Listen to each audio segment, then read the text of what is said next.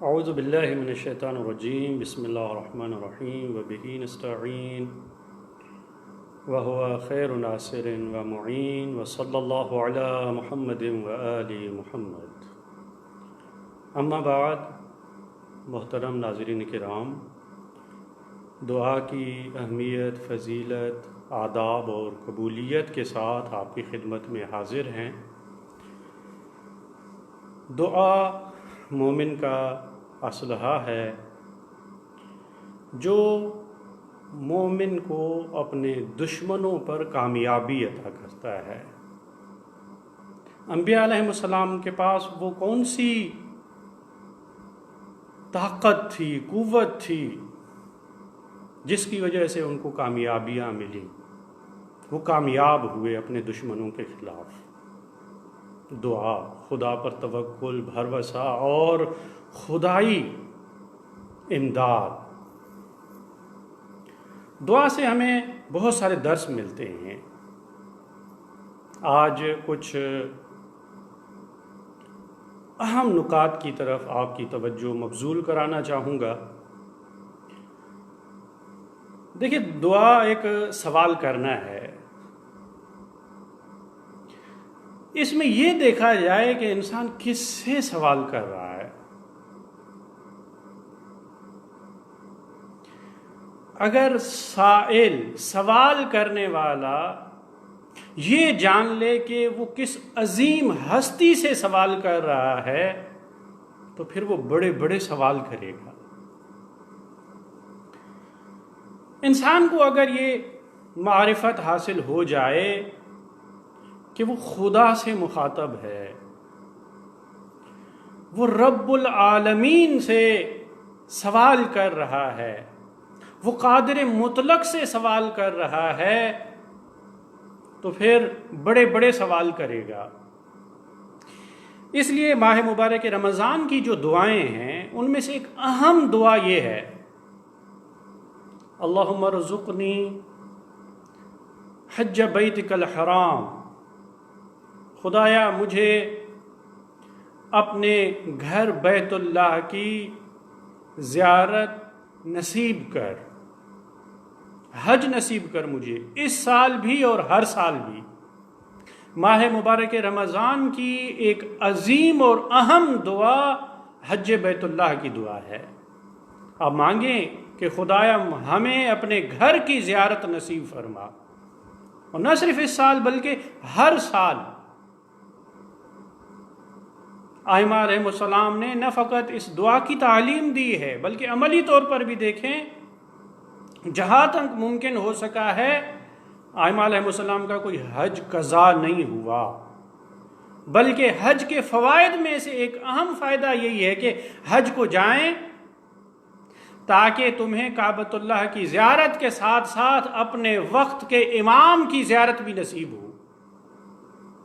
یہ حج کا فائدہ ہے، کیونکہ امام وقت ہر سال اگر رکاوٹ نہ ہو تو حج کو آتے ہیں، وہاں جائے انسان اور اپنے امام کی بھی زیارت کرے۔ اس حج کی دعا کے بعد جو اہم دعا ہے اس ماہ مبارک رمضان میں، وہ یہ ہے کہ وَاغْفِرْ لَنَا تِلْكَ الذُّنُوبَ الْعِظَامَ، خدایا ہمارے بڑے بڑے گناہوں کو بخش دے۔ ابھی میں نے یہی عرض کیا کہ انسان دیکھے کہ کس سے سوال کر رہا ہے۔ سائل جس سے سوال کر رہا ہے اس کی عظمت کے مطابق سوال کرے تو اسے عطا ہوتی ہے۔ خدا سے سوال تو ایسا ہی سوال ہونا چاہیے کہ اے رب عظیم، جس طرح تو عظیم ہے، تیری عظمت سے میں یہی درخواست کرتا ہوں کہ میرے بڑے گناہوں کو بخش دے۔ پھر اسے اسی طرح نوازا بھی جاتا ہے، عنایتیں بھی ہوتی ہیں، رحمتیں بھی ہوتی ہیں، بخششیں بھی ہوتی ہیں۔ اس لیے یہ ماہ مبارک رمضان میں ہر نماز کے بعد کی جو دعا ہے اس میں ہم کیا مانگتے ہیں؟ اللہم ادخل علی اہل القبور السرور، خدایا تمام مرحومین کی مغفرت فرما، ان کے قبور میں سرور داخل کر دے۔ اللہم اغنی کل فقیر، خدایا ہر فقیر کو غنی کر دے۔ کہ جتنا خدا عظیم ہے اتنی عظیم دعائیں مانگی جا رہی ہیں، خدایا ہر فقیر کو غنی کر دے، ہر مسافر کو خیریت سے اپنے وطن پہنچا دے،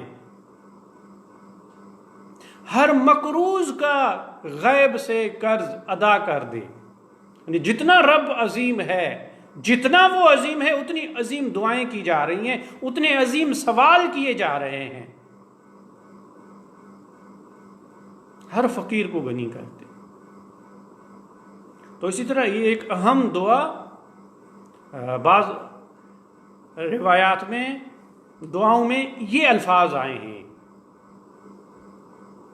اغفر لی الذنب العظیم، خدایا میرے بڑے گناہوں کو بخش دے، کیونکہ فَإِنَّهُ لَا يَغْفِرُهَا إِلَّا رَبُّ الْعَظِيمِ، کیونکہ عظیم گناہوں کو عظیم رب کے علاوہ کوئی معاف کر ہی نہیں سکتا۔ تیری عظمت عظیم ہے، تو عظیم ہے، تو میرے بڑے بڑے گناہوں کو بخش دے۔ اور پھر وہ کس طرح بخش دیتا ہے، اللہ اکبر۔ رسول اکرم صلی اللہ علیہ وآلہ وسلم ارشاد فرماتے ہیں کہ التائب من الذنب کمن لا ذنب لہ، گناہ سے توبہ کرنے والا اس طرح پاک ہو جاتا ہے گناہوں سے جیسے اس نے کوئی گناہ کیا ہی نہ تھا۔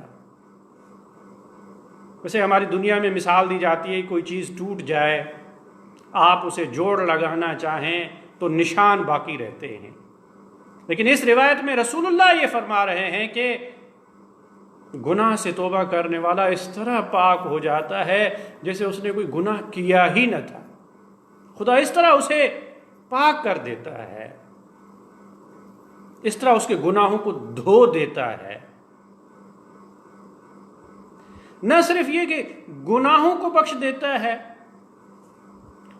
بلکہ خدا وہ ہے کہ اگر انسان سچے دل سے توبہ کرے، نہ صرف اس کے گناہوں کو بخش دیتا ہے بلکہ اس کے گناہوں کو نیکیوں میں بدل دیتا ہے۔ اللہ اکبر۔ ہو سکتا ہے کہ اس نے ہزاروں گناہ کیے ہو، سچے دل سے اس نے توبہ کی، خدا نے اس کے سب گناہ بخش دیے۔ نہ صرف گناہ بخش دیے بلکہ اگر اس کی توبہ خالص ہو، سچی ہو، یہ جبران کرے، اس طرح کے اعمال کرے جس طرح خدا چاہتا ہے، تو قرآن مجید میں خدا نے تصریح فرمائی ہے کہ ان افراد کے گناہوں کو خدا نیکیوں میں بدل دیتا ہے۔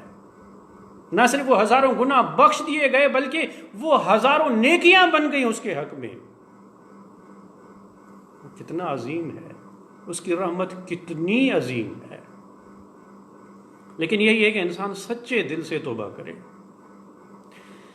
بہت سارے واقعات ہیں جنہوں نے بھی سچے دل سے توبہ کی، خدا نے انہیں نواز دیا۔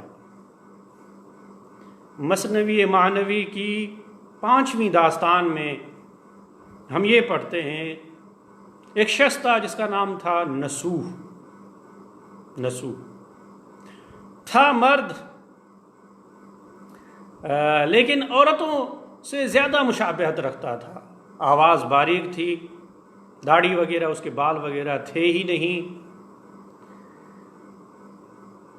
شیطان کے بہکاوے میں آ کر اپنی شکل و صورت کا ناجائز فائدہ اٹھانے لگا، کیونکہ وہ عورتوں سے ملتا جلتا تھا۔ تو اس نے یہ کیا کہ عورتوں کے حمام میں جا کر کام کرنا شروع کر دیا۔ گزشتہ زمانے میں گھروں میں حمام نہیں ہوا کرتے تھے، غسل خانے، عمومی حمام ہوا کرتا تھا، مردوں کے لیے الگ، عورتوں کے لیے الگ، وہاں جا کر پیسے دے کر غسل کرتے تھے۔ اب یہ کیونکہ عورتوں کے مشابہ تھا لہٰذا زنانہ حمام میں جا کے کام کرنے لگا۔ وہاں بادشاہ کی بیٹیاں بھی آتی تھیں. بادشاہ کی بیٹی آئی،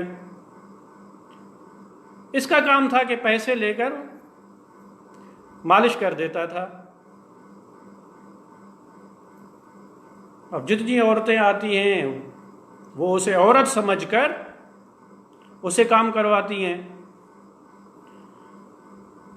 اتفاق یہ ہوا کہ ایک دن بادشاہ کی جب بیٹی وہاں نہانے کے لیے آئی، غسل کرنے کے لیے آئی، تو اس کا قیمتی ہار گم ہو گیا. تو انہوں نے کہا کہ جناب سب کی تلاشی لی جائے. اسے تو پتا تھا کہ وہ کیا ہے، وہ کون ہے. وہ تو مرد تھا لیکن اپنی شکل و صورت کا ناجائز فائدہ اٹھانے کے لیے عورت بنا ہوا تھا. اب اسے احساس ہوا کہ اگر میں پکڑا گیا پھر میری کیا حالت بنے گی. دل ہی دل میں وہ بیٹھ کر رب سے درخواست کرنے لگا، مناجات کرنے لگا، بار الہ میں تیری بارگاہ میں توبہ کرتا ہوں، تو مجھے آج بچا لے. انسان بھی عجیب ہے، جب سر پر آتی ہے تو احساس ہوتا ہے، ورنہ احساس ہی نہیں ہوتا. تو بہرحال تلاشی جاری تھی. جب اس تک پہنچے تو فوراً شہزادی نے آواز دی کہ میرا ہار مل گیا ہے، اس کو چھوڑ دو. اس نے سچے دل سے توبہ کی تھی. اس کے بعد وہ کبھی حمام کی طرف گیا ہی نہیں. جتنی اس کی کمائی ہوئی تھی، دیکھیں توبہ کرنے کے طریقہ کار میں سے ایک طریقہ یہ ہے کہ جو حرام کمائی ہے اسے آپ اپنے استعمال میں نہ لائیں. لہذا اس نے وہ تمام پیسے اللہ کی راہ میں خرچ کر دیے. خود جا کر غار نشین ہوا، وہاں جا کے توبہ کرنے لگا، وہاں جا کے عبادت میں مشغول ہو گیا. شہزادی نے بھی اسے پیغام بھیجا کہ وہ کیوں نہیں آ رہا خدمت کرنے والی، وہ تو عورت بنا ہوا تھا وہاں پہ، وہ کیوں نہیں آ رہی. لیکن اس نے سچے دل سے توبہ کی ہوئی تھی. جس غار میں یہ عبادت کرنے گیا، جس علاقے میں، جس غار میں، وہاں پر ایک بھینس اسے نظر آئی. اس نے کہا پتہ نہیں یہ کس کی ہے، میں اس کی حفاظت کرتا ہوں، کہیں یہ ادھر ادھر گم نہ ہو جائے اور مالک کا نقصان نہ ہو جائے. اسے سنبھالنے لگا. اس بھینس کو جلدی بچہ ہوا، اس کا دودھ ہوا، اس سے وہ فائدہ اٹھانے لگا. ایک بار ایک پورا کارواں راہ بھٹک کر وہاں پہنچا. اس نے ان سب کی خدمت کی، سب کو دودھ پلایا. انہوں نے انعام دیا، پیسے ملے اسے. تو اس نے ایک کنواں کھدوایا تاکہ مسافرین کے لیے پانی پینے کی سہولت میسر ہو سکے. آہستہ آہستہ وہاں لوگ بڑھنے لگے، آبادی بڑھنے لگی، سب اس کی عزت اکرام کرنے لگے. اس کی عزت کا شعلہ بادشاہ تک پہنچا. بادشاہ نے اسے پیغام بھیجا کہ ان سے کہیں کہ مجھ سے ملنے آئے. اب یہ اپنی حقیقت سے آشنا. اس نے کہا کہ میں نہیں آ سکتا، میرے پاس ٹائم نہیں ہے. بادشاہ نے کہا اگر وہ نہیں آنا چاہتے تو ہم چلے جاتے ہیں. بادشاہ چلا اسے ملنے کے لیے. اتفاق یہ ہوا کہ راستے میں ہی بادشاہ کا انتقال ہو گیا. اب اس ملک کی رسم کے مطابق کہ بادشاہ جس سے ملنے کے لیے نکلا ہے اس کا انتقال ہو جائے تو اسے بادشاہ بنایا جائے گا جس سے ملنے کے لیے وہ جا رہا تھا. اللہ اکبر! یہ سچی توبہ انسان کو کہاں پہنچا دیتی ہے. انسان تو رب کا بندہ تو ہو، تو رب کا بندہ بن، تو رب کا ہو جا، ہر چیز تمہاری ہو جائے گی. جو خدا سے ڈرتا ہے ہر چیز اس سے ڈرتی ہے، جو خدا کا ہو جاتا ہے ہر چیز اس کی ہو جاتی ہے. امام حسین علیہ السلام کی دعا عرفہ کے مطابق جسے خدا ملا اسے کیا نہیں ملا، اور جسے خدا نہیں ملا اسے ملا ہی کیا. وہ بادشاہ بن گیا. بادشاہ کی بیٹی سے اس کی شادی ہوئی۔ ایک دن اس کے دربار میں ایک شخص آیا، کہنے لگا کہ بادشاہ سلامت، سالوں پہلے میری ایک بھینس گم ہو گئی تھی، میں اس کا انصاف چاہتا ہوں۔ تو انہوں نے کہا ہاں تمہاری بھینس میرے پاس ہے، میں نے اسے بہت فائدہ لیا، اب جتنی میری دولت ہے اس کا آدھا حصہ تمہیں دیتا ہوں۔ تو انہوں نے کہا کہ ہم تو تمہیں آزمانے آئے تھے کہ تمہاری توبہ کتنی سچی ہے۔ واقعاً تمہاری توبہ سچی تھی۔ جو سچی توبہ کرے واقعاً خدا کا بن جائے، ہر چیز اس کی بن جاتی ہے، لیکن توبہ سچی ہو، لفظی نہ ہو، 1 منٹ کا احساس نہ ہو، اگرچہ 1 منٹ کا احساس بھی ارزش رکھتا ہے، لیکن جتنی توبہ سچی ہوگی خدا کی عنایات اتنی ہی زیادہ ہوں گی۔ انسان خدا کا بن جائے، ہر چیز اس کی بن جاتی ہے۔ وہ دعا میں ہمیں ایک اہم درس یہ ملتا ہے کہ خدا سے اس کی عظمت کے مطابق سوال کرو۔ اے رب عظیم، میرے گناہان عظیم کو بخش دے۔ اس سب کے مالک، سب غریبوں کو غنی بنا دے، تمام مسافروں کا سفر بے خطر کر دے۔ اس طرح کی دعائیں۔ امام موسیٰ کاظم علیہ السلام کے پاس ایک مومن آتا ہے، مولا میری کچھ حاجتیں ہیں، آپ میرے لیے دعا کر دیں۔ امام نے فرمایا کیا چاہتے ہو؟ کہا مولا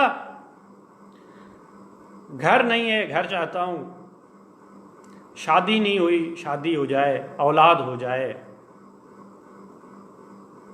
اور کعبۃ اللہ کا حج نصیب ہو۔ یہ سب دعائیں، یہ سب چاہتا ہوں۔ امام نے فرمایا کہ میں دعا کرتا ہوں انشاءاللہ تمہیں گھر بھی ملے گا، شادی بھی ہو جائے گی، اولاد بھی ہو جائے گی، اور تمہیں 50 حج نصیب ہوں گے۔ تو کتب میں ہے کہ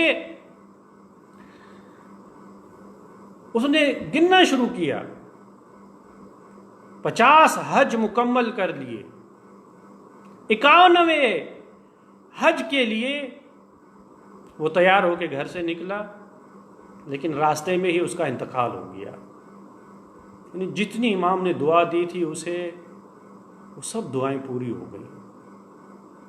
تو دعا میں ایک یہ ہے کہ ہم دوسروں کا احساس کریں۔ انسان کہتے ہی اسے ہیں جسے دوسروں کا احساس ہو۔ جب آپ یہ کہتے ہیں اللہم اغن کل فقیر، ہر فقیر کو غنی کر دے، جب میں یہ دعا مانگوں تو میری ذمہ داری اتنی تو بنتی ہے کہ اگر میرے پاس کچھ ہے میں ایک فقیر کی تھوڑی تو مدد کر دوں۔ خصوصاً آج کل کے جو حالات ہیں، اگر خدا نے کسی کو نوازا ہے تو ماہ مبارک رمضان کا ایک بہترین عمل، کیونکہ ثواب بڑھ جاتا ہے نیکیوں کا، 1 روپیہ اگر اللہ کی راہ میں دیا جائے وہ 70 کے برابر ہو جاتا ہے۔ تو اس مبارک مہینے میں جب مومنین پریشان حال ہیں، بے روزگار ہو چکے ہیں بہت سارے افراد، تو اس مبارک مہینے میں اگر انسان خرچ کرے اس کا ثواب بہت بڑھ جاتا ہے۔ اگر ہم یہ دعا کر دیں کہ خدا ہر غریب کو غنی کر دے، تو جتنوں کو میں کر سکتا ہوں، جتنی کو میں مدد کر سکتا ہوں۔ امام حسن مجتبیٰ علیہ السلام کے لیے منقول ہے، آپ کریم اہل بیت ہیں، ان کی ولادت بھی اسی مہینے میں ہے۔ سنا کہ کوئی مومن دعا مانگ رہا ہے کہ خدایا اتنا میرا قرضہ ہے اتار دے، امام علیہ السلام نے دعا سنی اس کی، اتنے پیسے لا کر اسے دے دیے۔ اس کی حاجت، کہا کہ میں چاہتا ہوں خدا میری حاجت کو پورا کر دے، تو میرا بھی حق بنتا ہے، میرے اوپر بھی ذمہ داری بنتی ہے کہ میں کسی اور کی حاجت کو پورا کر دوں۔ اگر ہم چاہتے ہیں کہ خدا ہمیں خالی نہ لوٹائے تو ہم دوسروں کو خالی کیوں لوٹائیں؟ اگر ہم چاہتے ہیں کہ خدا ہمیں بخش دے، بڑے بڑے گناہ ہمارے بخش دے، تو دوسروں کی چھوٹی چھوٹی غلطیاں ہم بخش دیں۔ اگر ہم چاہتے ہیں کہ آسمان والا ہم پہ رحم کرے تو زمین والوں پہ ہم رحم کریں۔ یہ اس طرح کا اگر لین دین ہو جائے تو دعا کی تاثیر، دعا کی قبولیت کا احتمال بہت بڑھ جاتا ہے۔ ہم دعا کرتے ہیں کہ خدا متعال امام زمان کا جلد ظہور فرمائے اور ہم سب کو ان کے اعوان و انصار میں شمار فرمائے۔ السلام علیکم ورحمۃ اللہ وبرکاتہ۔